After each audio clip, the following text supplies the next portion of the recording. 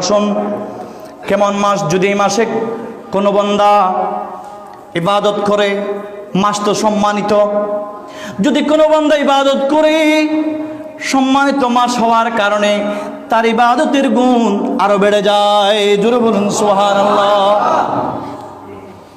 হাদিসে পাক মানে হাদিস নম্বর 8 পৃষ্ঠা নম্বর 90, এখানে একটা হাদিস নোট হয়েছে, আমি তেলাওয়াত করছি। ইন্না ফিল জান্নাতি নাহারান ইকালু লাহু রাজাবুন আসাদ্দু বায়াদাম মিনাল লাবনি ওয়া হালা মিনাল আসলি মান সামা মিন রাজাবিন ইয়াওমান সাকাল্লাহু মিন যালিকান নাহার। জোরে বলুন সুবহানাল্লাহ। যদি কোনো বান্দা এই রজব মাসে একটা রোজা পালন করে, তার জন্য দয়াল নবী ঘোষণা দিচ্ছেন, ইন্না ফিল জান্নাতি নাহারান।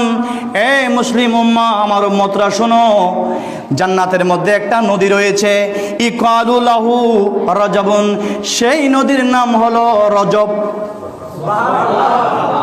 আর একটু জোরে বলুন না। আসাদ্দ বায়াদান মিনাল লাবনি, ওই নদীর পানি দুধের চেয়েও বেশি সাদা। ওয়াহালা মিনাল আসালি, আর মধুর চেয়েও অধিক মিষ্টি। জোরে বলুন সুবহানাল্লাহ। তো কি?